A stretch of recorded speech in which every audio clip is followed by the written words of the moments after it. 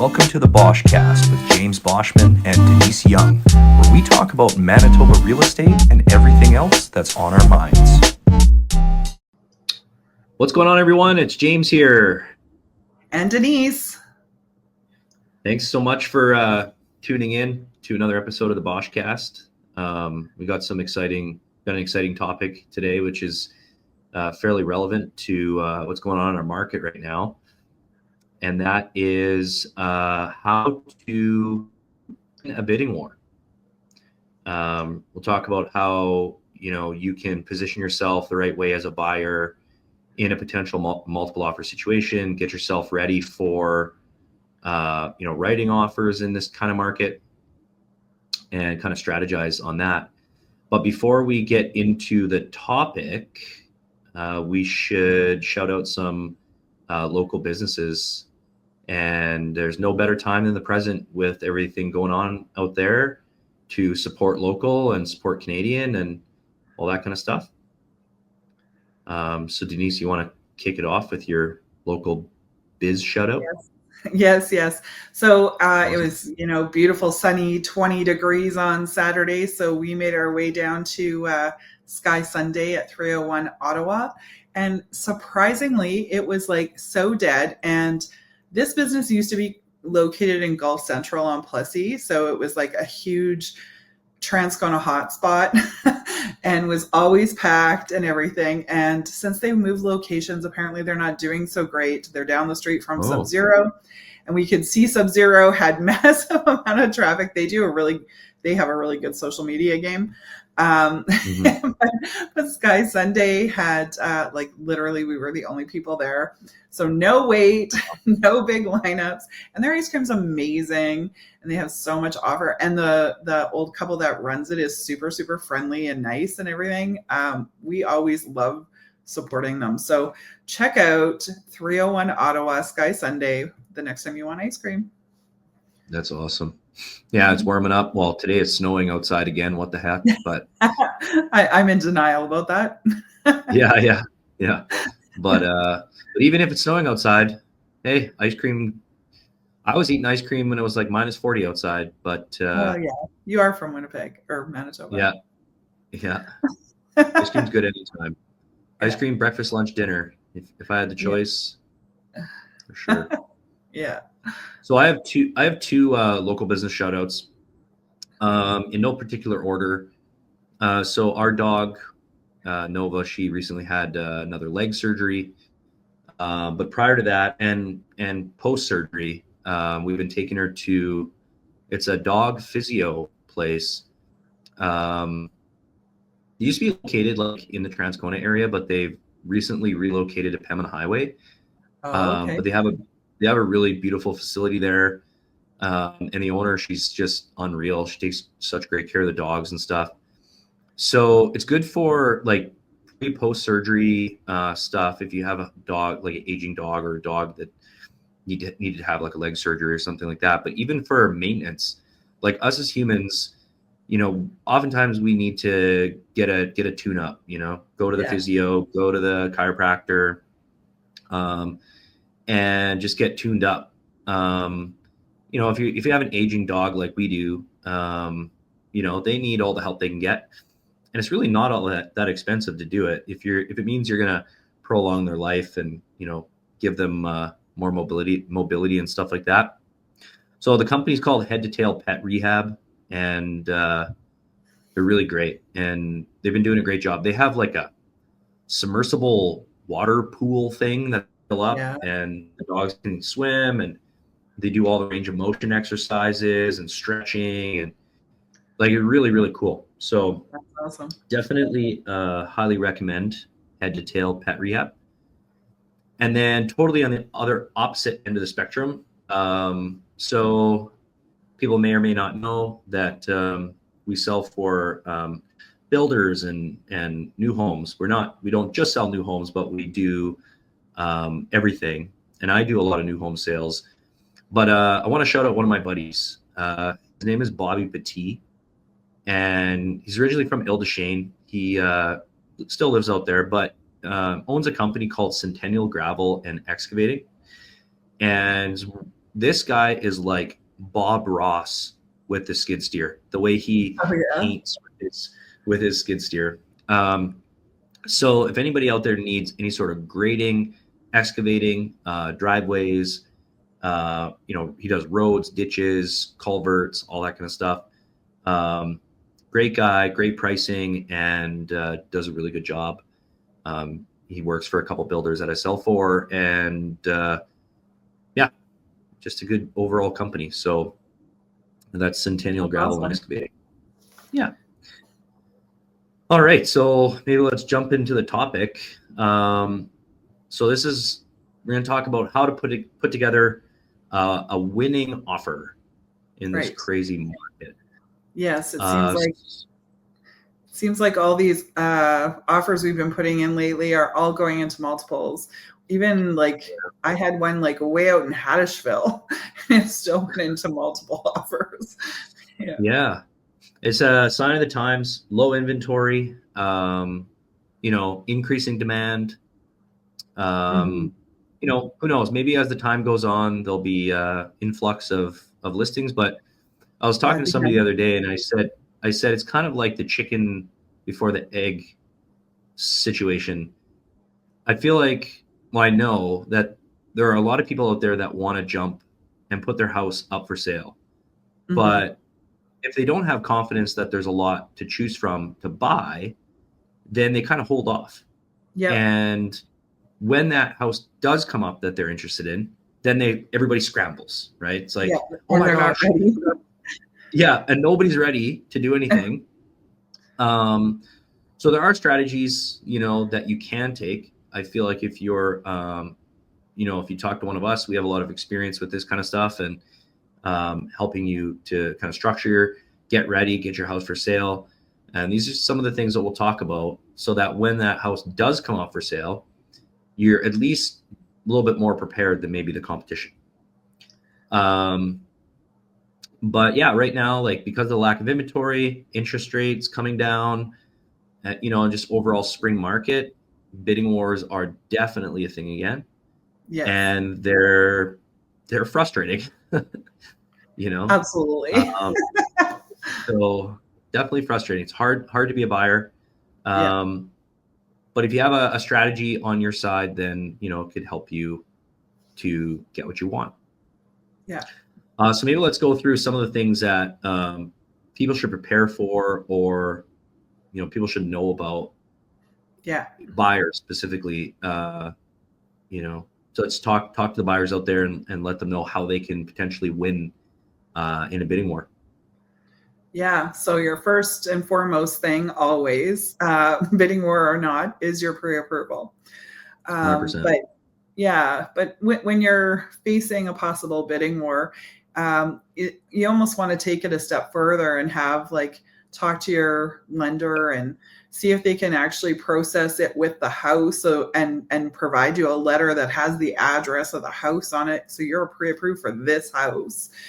So you look way more prepared when your offer is being presented than the average person. And if you can reduce that condition of financing to, a day, or, noon by the next day or something like that, even better, right? So, without having that 5-day condition on there, you're looking so much better. And I mean, I know not every listing agent likes to take a conditional offer with financing, but honestly, when I'm listing a house, I don't mind that. I like to see, that the people actually are approved and have the money. I don't want to wait till possession date to find out that they just removed their condition with it when they actually needed it.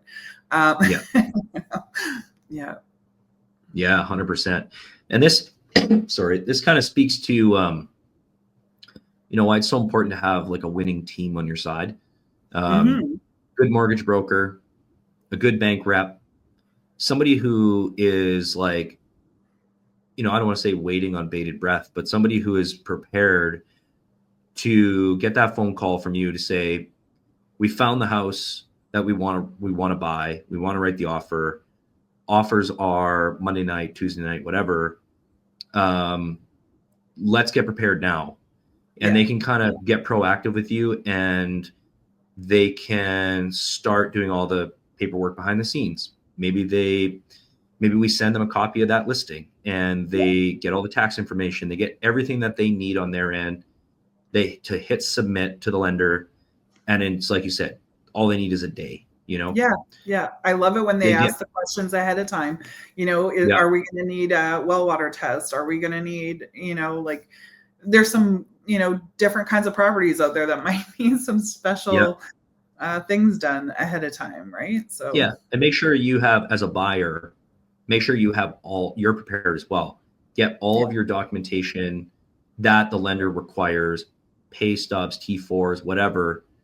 Get all of that stuff into them so they have everything. They've already created a profile for you. They have like all of your income verification, everything. All they need to do is submit it. Boom, that way done. There's no delays. Yeah. I have seen it both ways. And there's a lot of conversation about this in the market right now and in our industry in general, because we are seeing multiple offers and we are seeing people write unconditional. Yeah. So, writing unconditional, if you, it's always a risk, no matter what. Now, I would say if you are a little bit more prepared, like we're talking about right now, then maybe it's a little bit less of a risk. But as long as you require financing, the bank still needs to look at the property. Exactly. And so we have seen it, not personally, but anecdotally, I would say, in our industry, where realtors will accept offers on offer night. There's 10 offers, let's say, and they accept the highest offer with no conditions. And it's like 100,000 over list price. And it's sold. As far as the sellers are concerned, it's done deal. But then, like Denise said, possession day comes around, or even like before possession day, and they get that dreaded call. Sorry, but we can't get financing. We actually needed financing, but we can't get it now because either the house doesn't appraise for what we've offered, or we don't have the money to make up the shortfall for the difference, or. And there's all kinds of different scenarios. Yeah. So just because an offer is unconditional doesn't mean that it's good to accept. Right. If you're writing it might feel good in the moment. Put that sold sign up, but like there's it's not over until the opera lady sings, right? So you gotta don't count the chickens before possession. Yeah. But if you put yourself in the shoes of a seller and you have like that offer night, it's a very stressful night. It can be. And you get all these offers that come in, and you got one that's unconditional, and you phone the buyer's realtor and you're like, hey, how good are these guys? And they're kind of like, oh yeah, I think they're good, blah, blah, blah, blah, blah. They're confident, whatever. And then you've got another offer, and it may not be the highest offer, but maybe it's close. And maybe they have a pre-approval letter with the address attached. And they have a bunch of stuff. And it's like, wow, these people did their work on the front end.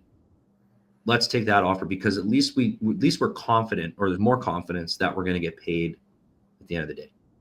So, because most of the time the seller is also making plans to do something. So if the deal falls apart in the 11th hour, it kind of makes all the seller's plans kind of, fall apart as well, right? So, and I won't say fall apart, but there can be. How do you take possession of your house when you now haven't sold your house, right? Like that can happen, right? So there are those things to worry about. So if I am taking an unconditional offer, I would like to see a letter saying I can actually buy this house without a mortgage, or that I actually have the funds to buy it. Something from the bank that says, we see the funds, this person can buy. 100%. Absolutely. Yeah. So yeah, super approval or super approval. No, Yeah, super important that exactly. you get your super pre-approval, Yeah. beforehand. Um, Next on the list is knowing your walk away price. I like how that's worded. So our job as buyer's agents, like realtors that are representing you as a buyer, is to try to understand what we're looking at. So when you're looking at houses, I know, okay, so first of all, a lot of buyers, they have this fear, they don't want to overpay for something. So our job is to make sure that you're not necessarily going to overpay, but it really depends on your situation. So we want to understand, what is your situation? Is this going to be a forever home, a 10-year home, a 5-year home, a 2-year home? I always like to have a conversation with buyers and say, listen, if life happens and you need to resell, you get a job somewhere else, something happens, we need to resell it. We need to make sure that we're at least breaking even, if not getting ahead. Everybody wants to get ahead when they sell. But what we have seen in the past is a lot of buyers overpaying in these bidding wars and kind of front loading 10 to 15 years worth of value right now, and then they're hoping and praying that the natural market appreciation over the course of that time will help to make up for the overpayment. Yeah. So, but it really depends on the situation. I've had buyer clients that have known in their heart of hearts that they want to be in this specific area. That's where they want to end up. That's where they want to raise their kids. They want their kids to, it's so much more than just an investment or a house. It's like, it's the rest of their life. Yeah, it's right around the corner from grandma's house and nothing ever comes up for sale here. And, exactly. Yeah, like So those types of circumstances. Yeah. That's why value is so hard. It's so subjective, right. And it's really in the eye of the beholder. Mm-hmm. And we don't, in a multiple offer situation, if we're representing you as a buyer, we don't understand the motivation of the other buyers that we're competing against. No. All we can do is understand your situation and then, look at the market and what the market has done in the area. And we do that by doing what's called a reverse comparative market analysis on the property. So we can, after viewing the property with you, looking at all the features and benefits, the potential issues, coming up with like a list of, core features, we can do our due diligence. We can find comparables and we can try to back engineer the price. When we go through that process, we can try to understand, okay, what was the strategy of the sellers or the listing agent? Is the strategy to price it low, get a whole bunch of bodies through the door, and then sell it for like 100 grand over list price? Or did they price it right and hold tight? Meaning they price it at what's considered fair market value based on the comparables. And it's just a matter of like enough people wanting it at the same time. Yeah. Or is it overpriced? And so once we kind of determine that, then we can figure out the walk away price. So what our honest opinion would be, if we were to put ourselves in your shoes and look at it and say, okay, understanding your situation, this is like, if I was to buy this place, this is probably how high I would go.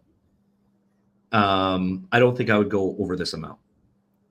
But then it has to go back to the motivation, but understanding what's happening in the area, are there any external factors that could be contributing to higher turnover in the area? Like maybe a lot of people selling, what are the amenities in the area? Why is it desirable? And then looking at trying to find actual apples to apples comparisons within the same time frame, the same market, and see right. what the trends are and what people are paying out there. Mm-hmm.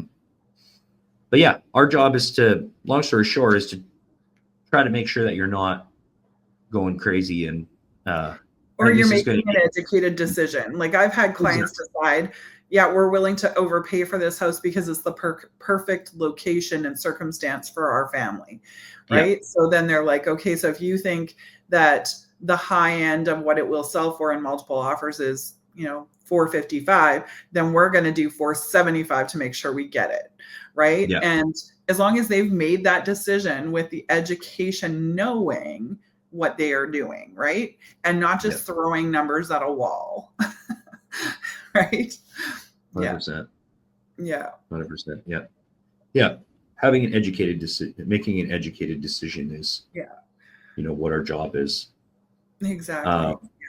Yeah. It's not my job to tell you not to overpay, but if that's what you choose to do, because, my clients, this particular client, they were co-parenting, and to have a location that was so close for the kids that they could almost see the other house, and the kids were not going to be, shuffled like so far, away and stuff like that. They would always be right at home on the same basic corner of a bay that they lived on their whole lives.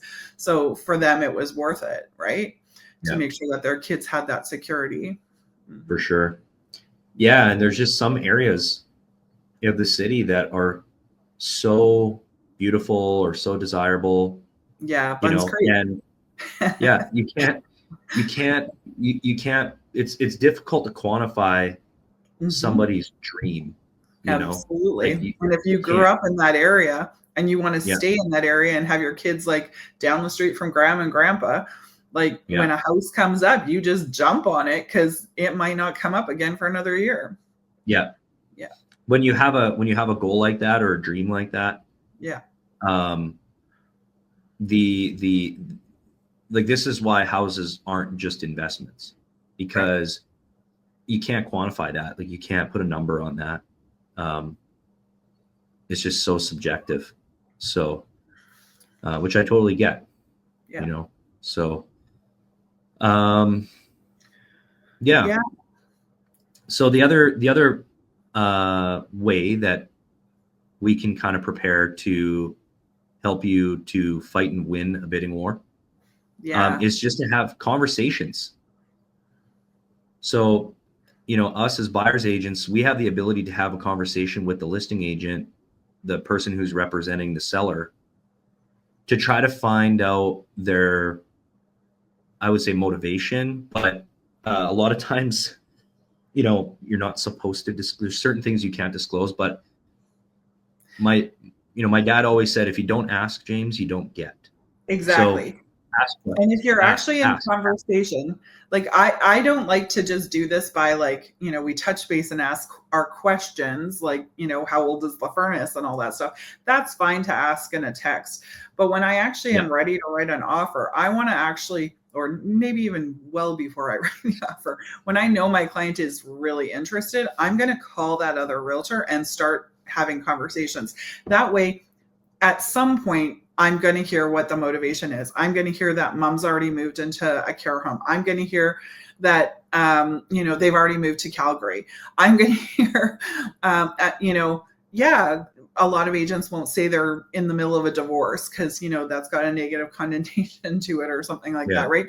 Or that they, are having a hard time making their mortgage payments. Yeah, you might not hear that stuff, but there's other questions you can ask to find out what is important to that seller. A quick possession. They're having a hard time making payments. That you're likely going to hear that we need a really fast possession, right? Yeah. And then we're going to try to give them what they want and what's going to solve their problems, right? Yeah, absolutely. Amen. Yeah. Mm-hmm. This is kind of not a controversial one, but it's something that when I've been on both sides of it, and it's the coveted love letter. I know. As a listing agent, I'm like, don't read them. Yeah. I have two anecdotes about this. So first one is a few months ago, I had a listing, and this was like family home, so many memories built in this home, blood, sweat, and tears poured into this home. There's a character home that was completely renovated. I was representing the sellers. We had multiple offers, and we had a lot of offers. And some of them, well, most of them didn't provide a letter, but a couple of them did. And so I don't want to say this works every single time, but again, if you don't ask, you don't get. So it's worth doing it, because you never know. We had a situation where we were opening up all the offers, and we had about 3 very clear outlier offers in terms of price, and terms. So terms are like possession.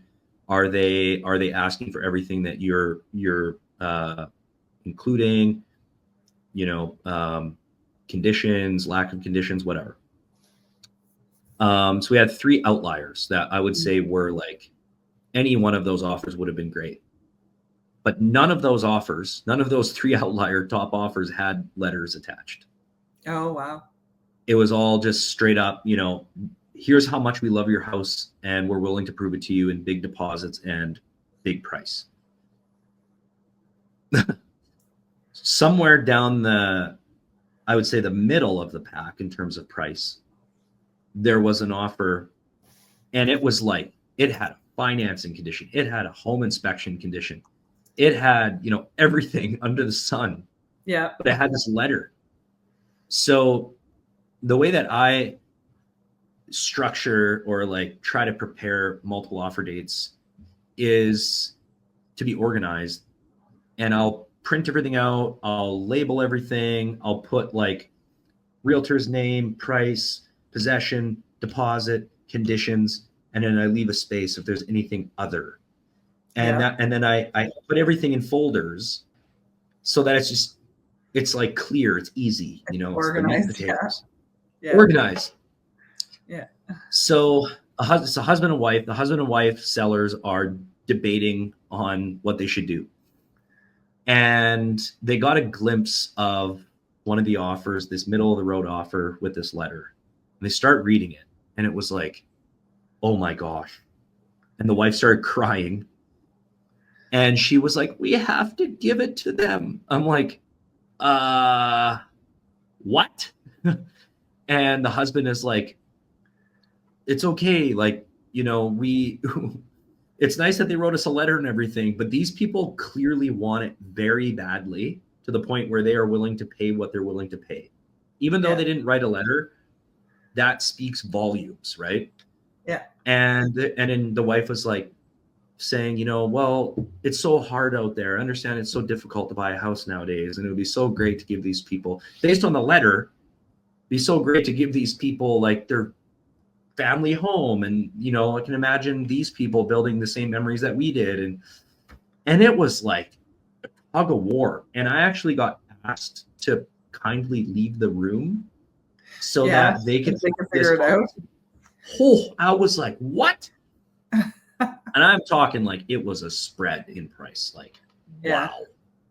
And the husband deliberated for a while with his wife, and then he comes into the room with me, and he was like, what would be our ramifications if we took this deal? And I'm like, well, you guys don't have any ramifications. It's your house. You can accept whatever you want, but I'm never going to hear the end of it. But it's not me. It's not about me. It's about you guys, You don't have to accept the highest offer. No, you can take whatever offer you want. Whatever you want. Yeah. So clearly the husband had different motivations than the wife. So they ended up taking the highest offer. But man, that was a tug of war. Holy moly. And I'm like, wow, I will probably always recommend that my clients write a love letter. Yeah. And this goes back to are a good thing on the buying side. But as a listing agent, sometimes I'll be like, let's only open them. Like I had an estate sale I was selling a couple of years ago, and I only let them open the letters because we had 2 or 3 offers that were so close together, and it was Yeah. hard to decide. Like, I think 2 were the same price, different possession dates. One had conditions and one didn't, but it had a better deposit or something, right? So like Yeah. sometimes like the different things make it hard to choose which one we should. So then it Right. might be like, okay, let's open these letters now, right? Yeah. And see if this makes a difference. And then then one of them, well, I mean, they all feel good, but one of the letters stood out or resonated with the estate sales family more than the other one, right? So Yeah. so that is literally how they picked out of Wow. out of the offers that time. And Yeah. like I definitely seen other ones where like the family falls in love with the letter and Yeah. and I know. there's no talking them into anything No. else. Yeah. And then I had one just the other day, and we'll see how this goes. But Yeah. I have a character home for sale in Wolseley, Right. and open house on the weekend, and it was packed, and there was mother-daughter in there, and they were there for a long time, like probably a good hour and a half, 2 hours. I'm not even exaggerating. Yeah. And they loved all of the original character, and it reminded them of their family home, and they were enamored with how well maintained everything was and how much love and care had gone into it. And they were talking to me after, and they were like, clearly the owners love this home. It's evident, like you can tell. Yeah. And if we were the ones to get it, if we wrote an offer, can you let them know that we would treat it with just as much care and attention and love? Yeah. And I said to them, write a letter, like put it in a letter, Put it in a letter. there's and that's goes back to having conversations. Like we can have conversations with the listing agent and say, man, those people, wow, they did such a great job with the house. And, like they clearly love this home. And then just in conversation, they could say, yeah, they really cared for this place and a lot of memories. And it's like, oh yeah, it's evident with their family photos and everything. And, and you can kind of take that information back to your clients and then, craft something and create something that tugs at the heartstrings just a little bit more. Right. Not to say that the listing, because I've also been on the buying side where you write this beautiful letter and you're dealing with a busy listing agent who's got like 3 offer presentations in a day. And he's just like in and out. Like, I don't care about the letter. Just pick the best one. I got to go to my next offer date. It's like, boom, boom, boom, boom. You know, it's like, I don't have time for that. I totally agree, though. As a listing agent, I try to tell my clients, my sellers, like, this is your family's finances, so let's not make an emotional decision. So let's agree to not open the letters, 100%. right? Yeah. And until if you happen to pick an offer that has a letter, then you can feel good after and read it. But but that way you're not as the listing agent. But that being said, as a buyer's agent, I'm happy to help, attach them to the offer. Because 100%. We have to work for the client that we're working for. Right? Yeah. Mm-hmm. We should talk about home inspections. Yeah, pre-inspections. Yeah. So many houses still require an inspection. I recommend it on all the houses, all of them. It's nice if a seller has the inspection, but it's super rare.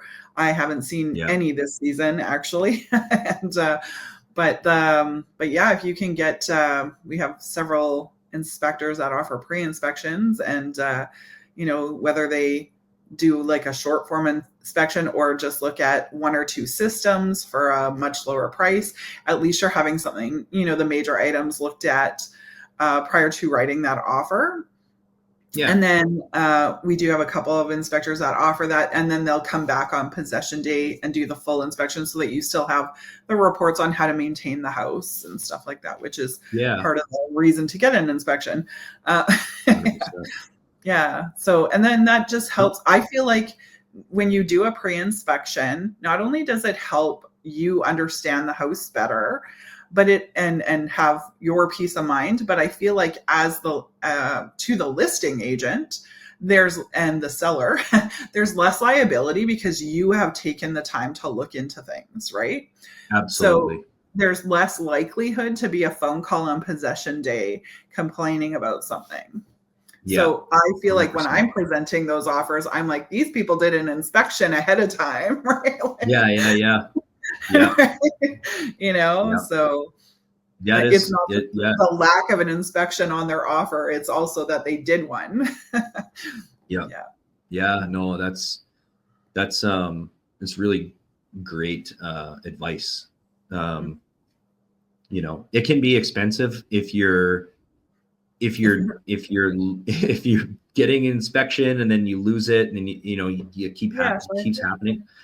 But I do think that I agree with you. I think, for the peace of mind that you need, especially when you're purchasing an older home or something like that, or something in the country, realistically, if you think about it, in a busy market as a buyer, you're kind of limited as to, the time that you spend in that house before you write an offer.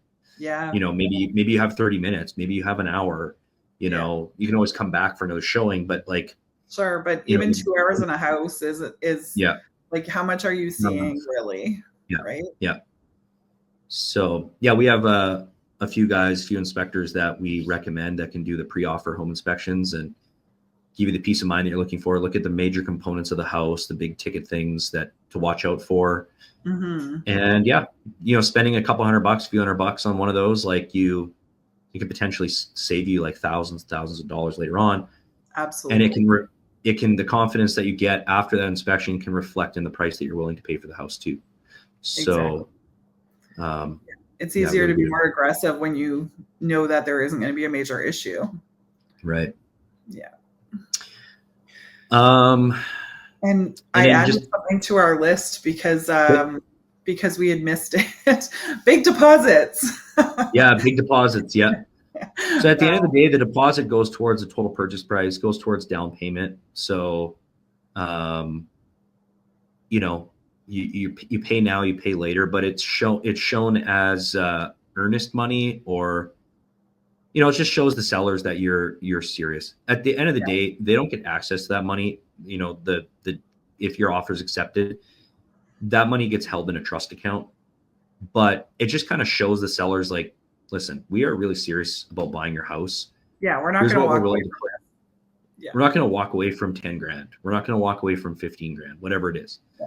So bigger the deposit, the more confidence the seller has to give your offer and multiple offers a good hard look for sure. Yeah. And honestly, both the offers are like, $499, $500, whatever. And you have a deposit of $5,000 and a deposit of $20,000. All things being equal, obviously you're taking the offer with a bigger deposit, right? Like the one of 5,000. Yeah. Honestly, if we weren't in multiple offers, I'd probably still be countering that deposit, right? Like, that's not a lot of money these days for, if the market changes and before possession and stuff, people could easily walk away from $5,000. So, a lot of buyers that ask like, when could a seller be entitled to that money?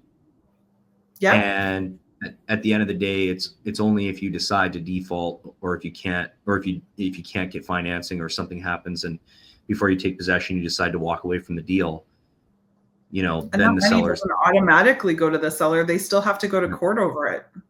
Right. Yeah. The trust account just can't write a check. They have to be court ordered. Yeah. Yeah. And then just in preparation, like I mentioned earlier, a lot of people feel trapped in their houses because there's no inventory to buy. and so they don't want to sell until there's something that pops up. If you're in that situation, just knowing how hot the market is and multiple offers are definitely a part of the story. If you have a house to sell, get prepared and get it ready for sale. Yes. So that when that house does come up that you want to write an offer on, you're not, wasting time. You're not scrambling, So You can that be means ready like, in 2 days. Yeah. You want to be ready in exactly. 2 days. Yeah. Yeah. You And, want to get and ready. honestly, depending on where you're located, it's a good conversation to have with your realtor and looking at the market in your area where your house is, right? If your house is going to be a harder sell, it's in like, rural Manitoba, more than 30 minutes from the city, you might want to list it right away, right? Yeah.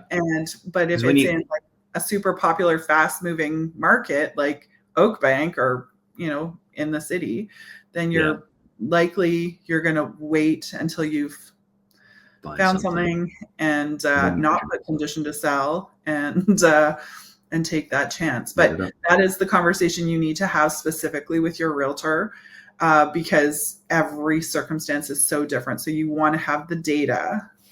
Yeah. 100%. Mm-hmm. Yeah. That is something that I don't feel a lot of people understand, especially if they're not privy to what's happening in the market. They know that they want to buy, they know that they need to sell for whatever reason. And they're casually going to open houses and they're just watching realtor.ca. Yeah. And they don't understand, how tight the inventory is. If you had to write an offer on a house with multiple offers and you had a subject to sale condition in your offer, you're probably not going to get accepted. Not likely. So just get prepared, get your house ready, so that you have more confidence going into an offer date. Yeah, exactly. But yeah. So just to recap, we got pre-approval. Make sure you're totally pre-approved, but also make sure you have a great mortgage broker or lender, somebody you can call up and say, hey, we found the house, what do we need to do? What do we need to do to get this place? Exactly. Someone who's going to work with you on that. Yeah. Yeah. Number 2, know your walk away price. So if you didn't get the house and you woke up the next day and you found out that it sold for $2,000 to $3,000 more than what your offer was, would you feel bad? Would you be upset? Or would you be like, no, that's overpaying. I'm totally fine with that. But work with us or work with your realtor to back engineer, figure out where the house is actually worth or positioned in the market, and understand that so you can make an educated decision. Mm-hmm. Have conversations. Have your realtor have conversations with the listing. Yeah, make sure they're not just sending, a touch base request through our app. Like Denise said, what is age of furnace? What is age of no? Make sure they're picking up the phone. They're having proactive, friendly conversations. I like to do both because I like to have the age of the furnace in writing. Yeah. Yeah. But I also like to have a conversation to chat about, like, what are the motivations, and like you have the conversation in a way that, like, you're not like, why are they selling the house? I probably ask that, but I probably continue on because they won't always answer that, right? And when I'm asking what is the best possession date, I'm usually having that conversation on the phone versus touch base, because I want to understand why they are looking for that possession date, because that's going to help me figure out what else to ask, to figure out what we need to put in this offer to make it, work for the seller. For sure. Yeah. Mm-hmm. Next is pre-inspection. So if you're concerned about home inspection, and you're scared about writing as a condition, you can always do a pre-offer home inspection, walkthrough inspection, like Denise mentioned. Yeah. And then if you have a house to sell, get your ducks in a row before you start writing offers. Just get prepared. The more prepared you are, the better. Yeah. So Absolutely. So that's everything. I think that's it. Yeah. So And if you do let's those get things, then you'll be on the pathway to success. Yes. Yes. You'll be moving in by July. No.